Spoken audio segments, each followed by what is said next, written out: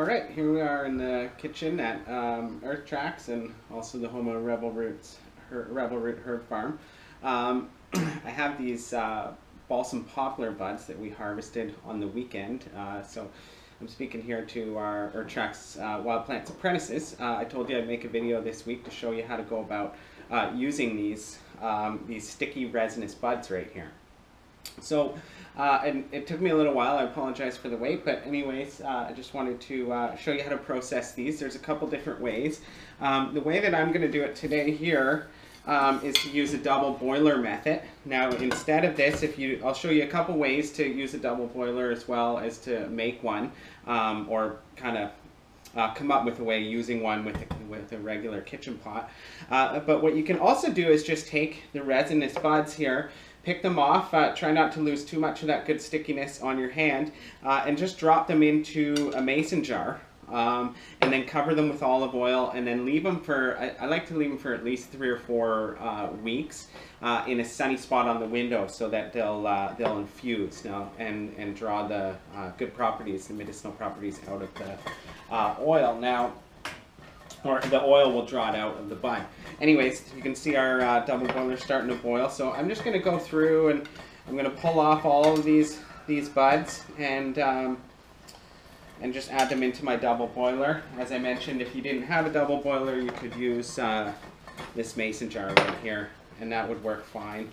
Just take this guy off the heat for a minute. Now, if you remember back, it was a pretty amazing day there at in the Beaver Valley, and we were at the base of that beautiful sacred site, that huge cliff under that limestone cliff, and just an amazing energy in that place and a good feeling. And there was this beautiful balsam poplar tree that was growing straight up the side of the wall of this limestone cliff, and it was actually chewed by a porcupine. You can see there's this 45-degree angle cut here. So you know, for our apprentices back at home, you know, just close your eyes and envision that place again while you're making this medicine, because that was a beautiful, beautiful sacred place to be. And you know, it's kind of cool to see the combination of that poplar tree and the cliff, as well as the porcupine cutting that off. And we just harvested this all along the ground, which was just amazing. It was a beautiful day. So it's one I'll always cherish. And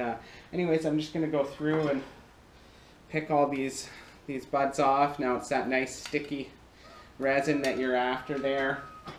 And I'll check back in with you in a minute when I get them off, and we'll move on to the next step. Okay, here I am back. I've gone through all these buds. You can see these beautiful buds here, full of all those resins. They're really sticky. There's a bunch of like little green from the beginning of the fresh growth. They just started to pop.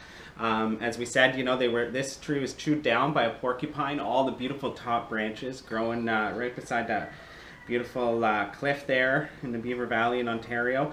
Now I just want to let you know these are the balsam poplar buds, Populus balsamifera, grows here native in Ontario. I believe it grows right across the province. We're going to use these in the same way that people refer to balm of Gilead. I believe a poplar tree from the Gilead Mountains. And there's a reference in the Bible, actually, of that story, but that's another one altogether. Now, I'm just going to put these into my double boiler. Now, if you don't have a double boiler, what I do is I put them into this mason jar, and then take your pot of water that's boiling here, put the buds into here, you'll cover them with oil, and then just put it into the water that's boiling. Now be careful, if this glass is too cold and it goes into hot water, it might break, so just either heat it up a little bit or just put it in there nice and slow. But what I'm going to do is take them, I've just put them into this double boiler. This is boiling here. I'm just going to turn it back up a little.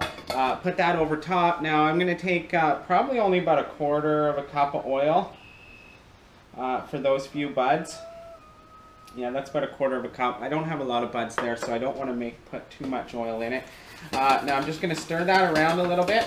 Now I'm going to close the lid. I think this is really important to make sure that those aromatic or volatile oils don't leave in the steam. But with that said, you don't want to heat it up too much that there's really the steam coming off the oil, that's for sure. But anyways, it's good to cover. I'm going to get a wooden spoon here. I'm going to start stirring. Just to back up too, as I said, if you didn't even have access to the heat here in the stove, what you could do is just simply put your buds into a dry mason jar. Add your oil in, put it in a sunny window. With these buds, I like to leave for at least 3 or 4 weeks. And they will infuse naturally. I do kind of like to heat them up. That would be my first choice, especially with these sticky buds. But that'll work just fine. It'll suffice.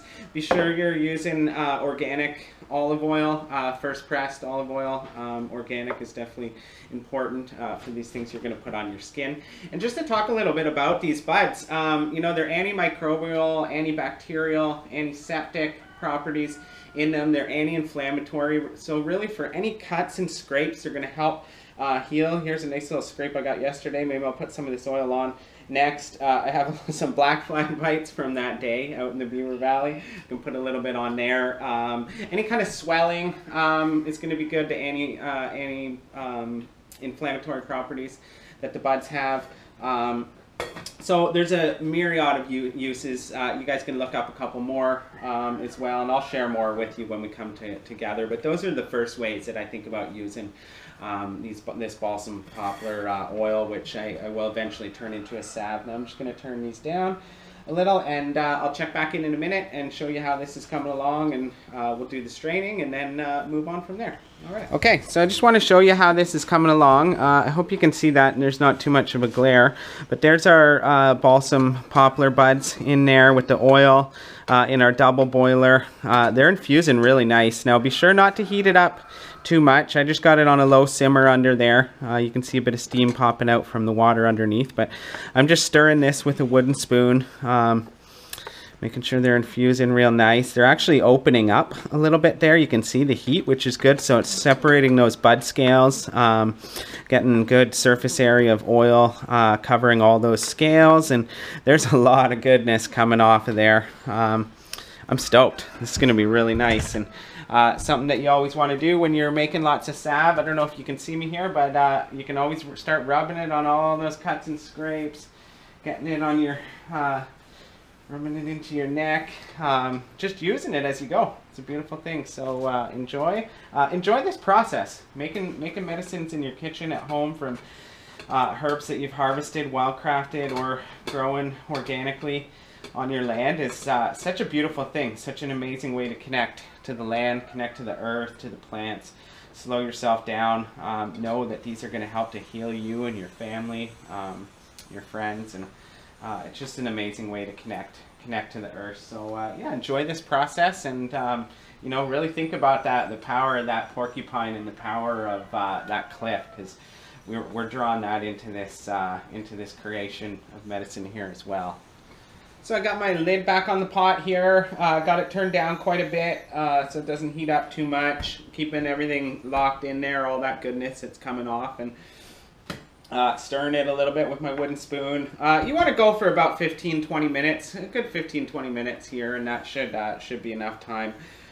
You can go for longer. Different people say different things, but anyways, just wanted to show you a couple things. If you remember back to, I believe it was our group, we made some spruce tip vinegar. So on this spruce tip vinegar, you can see a lot of that beautiful green color is infused into the vinegar, and that was just last Saturday, I believe, and it's Friday, so 6 days. Remember with these guys, just to keep them in that vinegar for 4 to 6 weeks, and you're going to strain them through cheesecloth, and you'll have a beautiful balsamic spruce tip, balsamic-like spruce tip vinegar. And then here's my coltsfoot flower tincture. If you remember back, the one we talked about for the coughs and upper respiratory troubles. I went back and harvested a whole bunch of flowers, and then I gave them a little blend and mixed them in with my 40% alcohol here. So these guys are going to be ready to strain. This one, as well as the willow bark tincture that we made, if you can remember that other beautiful day on the Niagara Escarpment. So I'm going to ask that you remember, if you're watching this video, to bring both of these to our next month's class, our caretaking stewardship trees weekend, and we're going to strain these tinctures and we'll bottle them up for you and you can take them home. I just got a few more spruce tip guys that I've had on the go, and over here in the corner I harvested a bunch of horsetails, the Equisetum arvents, which I'm going to tincture, as well as some beautiful mint, excuse me, that I got beside this beautiful beaver pond, growing right actually on a beaver dam. Beautiful spot. I'm going to tincture that as well, and most likely we'll see in the fall, but we're going to mix that in with our elderberry and elderflower and yarrow to make a really effective cold and flu remedy.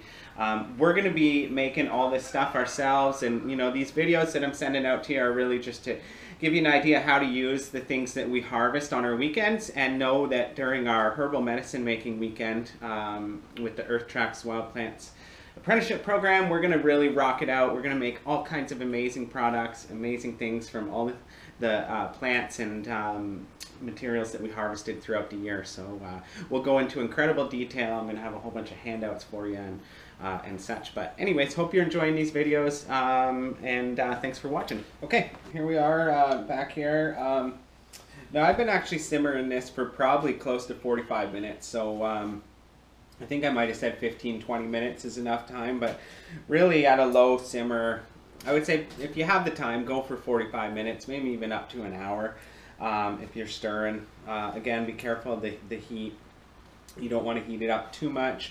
I'm going to strain this off now, and just so you know, when you know, we talked about all those other uses with this oil, we're going to turn it into a salve, but you can just keep it in an oil as well. It's going to help to protect the skin. It's going to be a soothing type oil, type salve, using it in all those antibacterial, anti-inflammatory, antiseptic type ways. So cuts and scrapes, burns, and so on. All those things you're going to be using this for. I'm just going to put it in a clear jar. You know, once we strain it, or once you strain it after, say if you did the infused oil in the sun, as I recommended, for a month, then you want to take it out of the sun when you strain it and put it away somewhere. Now, I can't find my cheesecloth today. I always recommend straining through cheesecloth or some clean cotton, linen. I'm just going to use this guy right now, a little pyramid kind of funnel. And I'm going to strain into this jar. Now, there's going to be a few things that come through, but that's fine. Here you can see the buds and this oil. So I'm going to do my best not to spill it all over the stove here, and not to burn myself either. I'm just pouring gently through there. Now, I'm going to pour the oil off first, and then I'm going to push the buds through this sieve as well to get a little bit more of that goodness. Now, as I said, this sieve isn't really fine enough to catch everything, even though it does look pretty clean. When I push things through, that's where we might get a little bit of bud material through there. But I'm just gently straining that out. I'll just put these buds back. You can see how they start to oxidize and change color basically right away once they get out into the air. Now, they've opened up. We've extracted all that goodness out of there. I'm super excited about this. Look at this beautiful oil. Here it is. So this is the good stuff right here. So I encourage you, all of our Earth Tracks Wild Plants apprentices, to make this oil, go through this process, you know, put some of your good energy into it, and think about just the intenseness of that day. I remember back up at the top of those cliffs with those intense plant communities up there, the trilliums in full bloom. There were the showy orchises, the yellow lady slippers, the bellworts, a couple different kinds, a few different kinds of Solomon seal, false Solomon seal, and wild ginger, and columbines, and just that intense hardwood spring ephemeral wildflower energy in that place. You know, I mentioned, like, it felt really good up there. That's a very special and a sacred spot. You can just feel it. It's a place that I've done some research on, and people have gone there for a long time, long before my ancestors were in this country. And it's just a beautiful place that needs to be respected. And you know, that energy of that place is really right here as well.